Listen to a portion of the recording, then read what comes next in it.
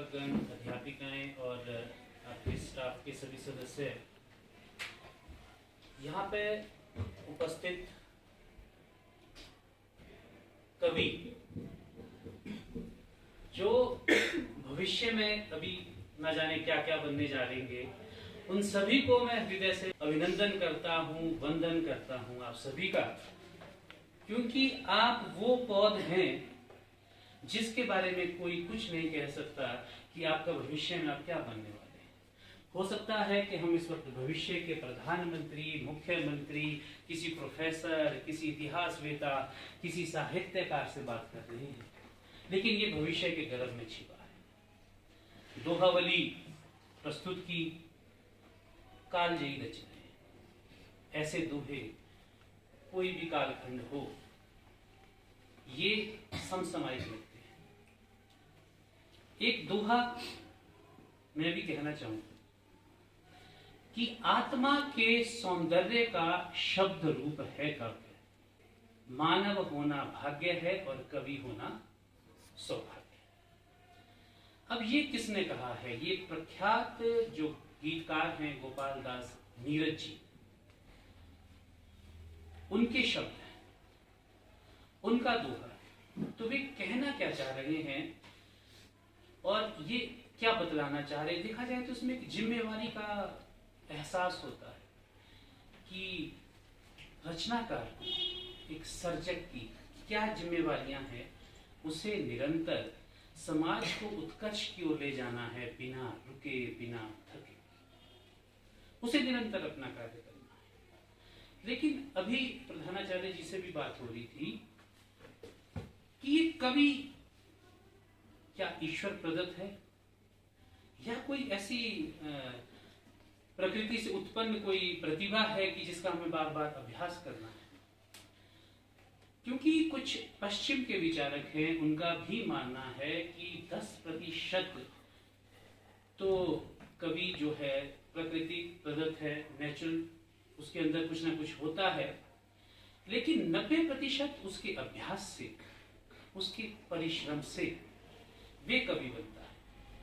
अब आपके मन में एक प्रश्न जरूर आना चाहिए कि ये क्या पैरामीटर है, कैसे तय करेंगे कि इसके अंदर 10% कवि है? और अगर आपने मान लिया कि हाँ जी इसके अंदर 10% जो है वे कवि है, तो वो 90% अभ्यास हो रहा है, वो परिश्रम हो रहा है, ये कैसे सिद्ध किया जाए? ऐसा नहीं है कि इन सवालों के जवाब नहीं है, इन सवालों के भी जवाब हैं। लेकिन जब भी आप किसी दोहे को पढ़ें, किसी कविता को पढ़ें, उसे बार बार पढ़ें। मैंने भी फिलहाल पढ़ा आपके पास कि आत्मा के सौंदर्य का शब्द रूप है काव्य, मानव होना भाग्य है और कवि होना सौभाग्य। अब इसकी दूसरी पंक्ति को पढ़िए, मानव होना भाग्य है, कवि होना सौभाग्य। होना से कैसे पूछे? ये एक अवधारणा है कि कवि बनते नहीं, कवि होते हैं। ये चीज अंदर से है। अब उसको जैसा माहौल मिलेगा, जैसा एक पौधे के लिए उसके अनुरूप जब माहौल मिलता है तो खिलकर अपने असली रूप में आता है, इसी प्रकार से कवि भी है। तो ये कवियों को श्रेष्ठ क्यों कहा गया है कि कवि होना सौभाग्य? वैसे तो ज्ञान के अनेक क्षेत्र हैं, आप स्कूल के छात्र हैं, संगीत के यहाँ आपके कितने बेहतरीन अध्यापक हैं, संगीत वाले हैं, कुछ शिल्प के तो चलो यहाँ नहीं है, गणित के अध्यापक हैं, विज्ञान, दर्शन स्कूलों में नहीं होता है, चिकित्सा, लेखन आदि अनेक क्षेत्र हैं। लेकिन यहाँ पर क्या है? अब एक शब्द को ध्यान देना, यहाँ पे कर्म प्रधान, एक होता है कर्म, एक होता है कर्ता, लेकिन यहाँ कर्म प्रधान है। कर्म कैसे प्रधान है? जो गणित पढ़ते हैं, सीखते हैं, वो गणितज्ञ कहलाते हैं। ये संगीत करते हैं, ये संगीतज्ञ कहलाते हैं। और इसी प्रकार से वैज्ञानिक होते हैं, दार्शनिक बनते हैं, जो आप लोग बनेंगे भविष्य में, चिकित्सक बनेंगे। लेकिन आप इस सारी धारणा को समझिए तो उसका मूल क्या है? वे है ज्ञान। ये लोग इस विषय को जानते हैं, इसमें इनकी महारत है। तो इसके मूल जो प्रधान है, मौलिक है, वो क्या है? ज्ञान। लेकिन इस ज्ञान को जो प्राप्ति करता है, जो करता है, वो क्या कहलाता है? इसी ज्ञान से उसको भी संबोधित किया जाता है संगीतज्ञ, वैज्ञानिक, ठीक है। लेकिन एक शब्द है कवि। अब ध्यान दीजिए, कवि शब्द से बनता है कविता, कवि से बनता है काव्य। लेकिन वो व्यक्ति है, वो कर्म नहीं है, वो करता है। वो आप में से भी हम देखेंगे, पता नहीं कितने कवि हैं।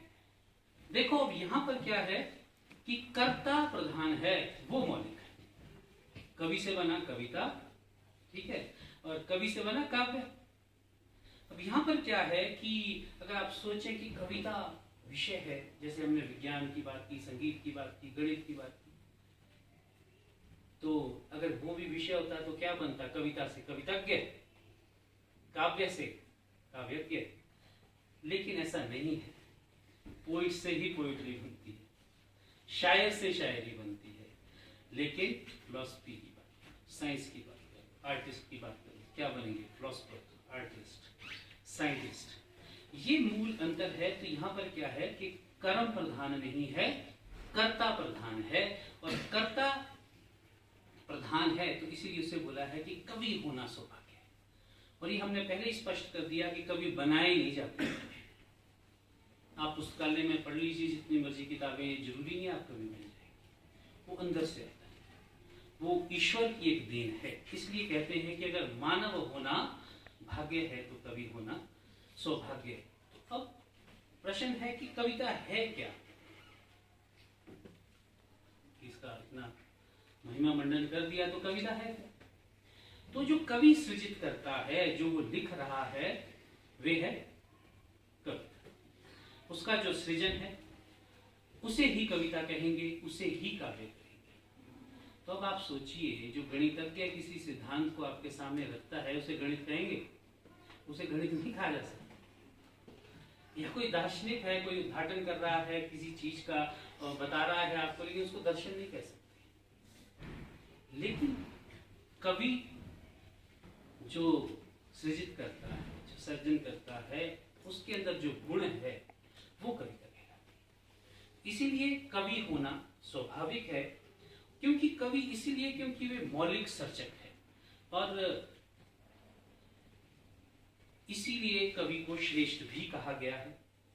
लेकिन आज आपके विद्यालय में पहली बार आए हैं और एक ऐसा सुअवसर आपके प्रधानाचार्य जी ने दिया है, तो मुझे ऐसी स्मरण हुआ डीएवी के बारे में कि भारतीय जो पुनर्जागरण के पुरोधा रहे हैं, प्रख्यात जो समाज सुधारक रहे हैं, वेदों के भाष्यकार, और भारतीय धर्म दर्शन और संस्कृति को जिन्होंने पुनर्स्थापित करने में योगदान दिया, उन स्वामी दयानंद जी का 200वां जन्म जयंती होगी और पूरे वर्ष विश्व भर में ऐसे कार्यक्रम चलते रहेंगे।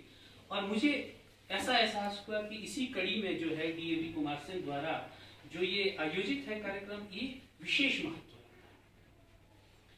आपके स्कूल की जो नींव है वो है स्वामी दयानंद। और स्वामी दयानंद जी ने क्या किया? विश्व शारीरिक, सामाजिक उन्नति के लिए उन्होंने आर्य समाज की स्थापना की। उन्होंने वेदों के लिए और वैदिक साहित्य के प्रचार प्रसार के लिए काम किया। उन्होंने दलितों को, वंचितों को, शोषितों के प्रति काम किया। और उन्होंने विशेष तौर पर नारी के सम्मान के लिए काम किया। उन्होंने सती प्रथा जैसी या बाल विवाह, बहुत सी कुरीतियां थी, उनको हटाने के लिए आंदोलन चलाए। और अब आप अपने सौभाग्य समझिए कि वैदिक शिक्षा के प्रचार प्रसार के लिए आपने सुना होगा गुरुकुल शब्द। तो गुरुकुल चलाने की स्थापना, जो गुरुकुलों की स्थापना है, वो भी स्वामी दयानंद। लेकिन कालांतर में पैसेज ऑफ टाइम महात्मा हंसराज जी, जो मेरी जानकारी में है, उन्होंने जो है आधुनिक शिक्षा के क्षेत्र में जो है लाहौर में दयानंद एंग्लो वैदिक स्कूल खोले।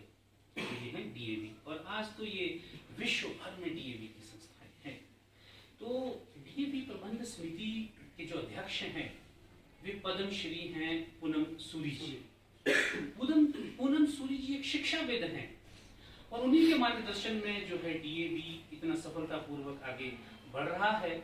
और हम सबको तो ये प्रसन्नता की बात है कि डीएवी स्कूल द्वारा जो एक काव्य पाठ का आयोजन किया जा रहा है, तो ये जो आपकी परंपराएं हैं, जहां से ये विचार चला और आज इतना बड़ा संस्थान है, ये भी उसी के लिए समर्पित है।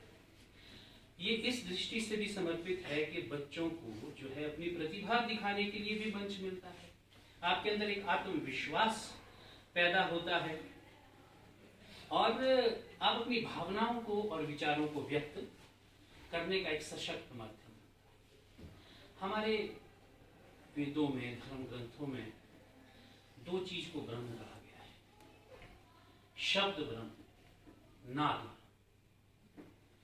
आप अभी दोहावली बोल रहे थे, जो आपके मुंह से शब्द निकल रहे थे, वे साक्षात ब्रह्म है, भगवान का संगीत। और जो संगीत आपके संगीतज्ञ बना रहे थे, वो नाद जो है वो ब्रह्म रूप है। हम सभी कुमार सेन के यहाँ पर हमारी मान्यता क्या है कि हम इष्ट देव कोटेश्वर महादेव जी के लिए प्रति सभी समर्पित हैं, लेकिन आप कभी ध्यान देना कि देवता भी मंत्रों के अधीन है। जब तक ब्राह्मण कोई मंत्र नहीं बोलेंगे, कोई शब्द नहीं बोलेंगे, तब तक देवता कभी वो पूजा पद्धति जो कुछ भी हो वो शुरू नहीं होता है। और इसका एक उदाहरण आप अभी हाल फिलहाल में भी देखना, एक पूजा होगी कचेरी, वहां देख सकते। दूसरा है नाद ब्रह्म, जैसे इन्होंने संगीत बजाया, एक माहौल बदल गया, पूरा का पूरा यहाँ का वातावरण बदल गया। तो आपके देवी देवता भी एक कदम नहीं चल सकते जब तक नाद नहीं गूंजता। उस नाद के अनुसार आपके देवी देवता चलते हैं, उठते हैं, बैठते हैं, नाचते हैं, आप भी। लेकिन ये इतनी समृद्ध यदि परंपराएं थी, तो ऐसा क्या हुआ कि हमारा इसकी तरफ से ध्यान भटक गया? वो इसलिए कि हमारी गुलामी की दास्तान भी बहुत लंबी है। हमें हमारे पास जो खास था उसके प्रति एक ऐसा भाव जगा दिया कि आपके पास विशेष कुछ नहीं है, और हमारे इसमें शर्म महसूस होने लगी। हमें अपनी भाषा बोलने में शर्म, हम हिंदी में बात करने में शर्म करने शुरू, ठीक है, और हम अंग्रेजी के पीछे दौड़ गए। जबकि डीएवी की ये धारणा नहीं है, ठीक है, वो भाषा को भाषा की तरह, ठीक है, सभी भाषाओं का सम्मान है, और आदमी तो बहुभाषी होना चाहिए, आज के समय में मल्टी लैंग्वेज होना चाहिए। आप ही बच्चों में से कुछ जर्मनी जाएंगे तो उनको जर्मन आनी चाहिए, उनको इंग्लिश नहीं आनी चाहिए। उसके भी कोर्सेज होते हैं, और भी कई आप कंट्रीज में उनकी अपनी भाषा है, लेकिन हमको ये चिपका दिया गया कि आपको इंग्लिश आनी चाहिए। लेकिन अब नई शिक्षा नीति भी आ रही है, उसमें आपका जो लोकल डायलेक्ट है, जो आपकी स्थानीय भाषा है, उसे एक शब्द बोला जाता है, माँ बोली। माँ बोली क्या होती है? जब आप पैदा हुए, आप बच्चे थे, आपने अपनी माँ के मुंह से जो शब्द सुने, क्योंकि आपकी पहली गुरु तो आपकी माँ है, वो आपकी भाषा है। और मैं दावे के साथ कह सकता हूँ कि दुनिया में कोई भी विद्वान हो, वो सिर्फ एक ही भाषा को सबसे पहले समझता है, जो उसकी माँ के मुंह से उसने सुनी। हम जानते हैं, हमने पहाड़ी सुनी है, हमने हिंदी सुनी है, मैं भी इंग्लिश मीडियम का स्टूडेंट था।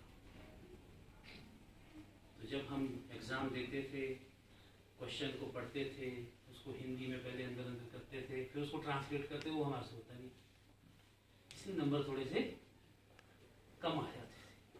तो आप देखो कि हकीकत वही है, सच्चाई वही है, हम ट्रांसलेशन कर रहे हैं, लेकिन इसका एक बेनिफिट भी हो रहा है। आपका दिमाग चारों ओर सक्रिय है, एक्टिव है, आप इस लायक हैं कि आप उसी चीज को अपने पेरेंट्स को पहाड़ी भाषा में भी बता रहे हैं, इधर हिंदी में भी बता रहे हैं, इधर इंग्लिश में भी बता रहे हैं। लेकिन आज एक कवि सम्मेलन का ये कार्यक्रम है, मेरा आपसे ये सब कहने के पीछे एक आग्रह है प्रधानाचार्य जी चौपाल से, और वहाँ से काफ़ी शिक्षाविद हुए हैं। हमारे गुरुदेव डॉक्टर ओम प्रकाश शर्मा चौपाल से हैं, और जो हमारे कुलपति हैं मंडी के क्लस्टर यूनिवर्सिटी के, वे भी वहीं से संबंध रखते हैं चौपाल से, डी शर्मा जी, देवदत्त शर्मा जी। और इन लोगों ने काफ़ी कदम बढ़ाए हैं विश्वविद्यालय, वहाँ पे आपकी भाषाओं को सुरक्षित करने के लिए कोर्सेज चलाए। महासवी हमारी भाषा है, हम यहाँ कुमारसैन में रहते हैं, पहाड़ी हम बोलते हैं, लेकिन हम महासू अंचल के अंदर आते हैं तो महासवी हमारी भाषा, उसमें सबसे कम लिखा गया, सबसे कम। आप बोलते तो हैं लेकिन आप उसको लिखिए, आप परेशान हो जाएंगे कि बोलना कितना आसान है, लिखना इतना मुश्किल क्यों है? क्योंकि उसका कोई व्याकरण नहीं है। तो उसका व्याकरण क्या था? क्या फिर लिपि नहीं थी? लिपि थी, टंकी लिपि, पाबूची, बहुत सी लिपि। ये जब आप थोड़ा थोड़ा अपने गांव की तरफ घूमना शुरू करेंगे, आपके इधर पड़ोस में गांव है पाउची, वो ब्राह्मणों की बस्ती है। तो मैंने बड़ा जोर डाला कि भाई ऐसा, क्योंकि जब भी हम अपनी भाषा अकादमी में थे तो वहाँ की कुछ पांडुलिपियों की बात होती थी कि उनके पास कुछ पांडुलिपियां हैं। तो मैंने उनसे संपर्क किया, बोले ये हम नहीं दिखा सकते। पांडुलिपि होती क्या, एक दस्तावेज है, उस समय का लिखा हुआ है। आज उसकी डिकोड आप नहीं कर रहे हो तो आपको किस काम का? कुछ टाइम बाद कागज की भी उम्र है, वो भी खत्म हो जाएगा। तो ये पाबूची है क्या? ये पाउची पाबूजी से जुड़ा। पाबूजी लोग सिरमौर में होते हैं, वहां के ब्राह्मण हैं जो कभी रियासती काल में यहाँ आए होंगे, इनको ये जगह दे दी, इसलिए इस जगह का नाम भी पाउची हो गया। और आज जिन दस्तावेजों की बात होती है, पांडुलिपियों की बात होती है, वो पाबूची है। वैसी हमारे यहाँ टांकरी लिपि है। आपके जो पुराने कई कोई जिसको मोरे बोलते हैं, आपके गांव में बड़े बड़े चट्टाने हैं, तो उनको बोलते हैं कि मुआने आए थे, उन्होंने बनाया। कौन है मुआने? पूर्ववर्ती आर्य, आर्यों से भी जो पहले थे वो थे मुआने। उन्होंने भी उसमें कुछ लिखा है, लेकिन आप उसको डिकोड कर सकते हो? नहीं कर सकते। कब करेंगे? जब इन चीजों को सीखेंगे। तो अब सरकार तक ये बात गई है, इसलिए उन्होंने पहाड़ी को भी प्रोत्साहित किया है, इन चीजों को सिखाने की कोशिश की है। और जैसे आप लोगों का ये शौक बढ़ेगा और सरकार के समक्ष आप इस बात को रखेंगे, तो गुरु शिष्य परंपरा के तहत आपको बहुत सारी चीजें भी सिखाने का प्रयास रहेगा। इसलिए आज कवि गोष्ठी है, तो मेरा तो यही कहना है आपको कि अपने अंदर का जो कवि है, जो आपका मन करता है, उसको एक बारी गुनगुनाइए, उसको लिख लीजिए। हंसेंगे लोग, बोलेंगे ये क्या लिख लिया, ऐसा नहीं हो सकता। उसमें सुधार हो सकता है, उसको बदला जा सकता है, शब्दों को बदला जा सकता है। लेकिन ये कब संभव होगा? जब आप कुछ गोष्ठियों में जाएंगे और वहां अपनी अपनी बात रखेंगे। और मैं दावे से कह सकता हूँ, आप लोगों के अंदर जो है वो शायद उन लोगों के अंदर नहीं है जो मंचों पे जा रहे हैं। लेकिन आपके पास मंच नहीं है, उनके पास मंच बहुत ज्यादा है, उसके बावजूद भी आगे नहीं बढ़ पा रहे। तो आपके अंदर बहुत कुछ है जो आप खुद से जिसका सृजन कर सकते हैं, बहुत कुछ आप लिख सकते हैं। लेकिन उसमें शर्म हटा दीजिए। आपको पहाड़ी में लिखना आता है, पहाड़ी में लिखिए। हिंदी में लिखना आता है, हिंदी में लिखिए। इंग्लिश में लिखना आता है, इंग्लिश। और इंग्लिश के लिखने का एक लाभ आपको जरूर बता देते हैं, सबसे ज्यादा इंग्लिश में लिखा हुआ पढ़ा जाता है आज के समय। ऐसा नहीं है कि हिंदी में नहीं पढ़ा जाता, आपकी भाषा में नहीं पढ़ा जाता है, पढ़ा जाता है, लेकिन उसमें संभावनाएं बढ़ जाती हैं और ये आपको एक अलग पहचान देता है। तो आज के इस कार्यक्रम की मैं तो आपके सफल आयोजन के लिए आपको बधाई देता हूं और आशा करता हूं प्रधानाचार्य महोदय की ये कुमारसैन क्षेत्र में डीएवी जो है शिक्षा जगत में अपना एक नाम स्थापित करके डीएवी का नाम सभी रोशन करेंगे, ऐसी उम्मीद है।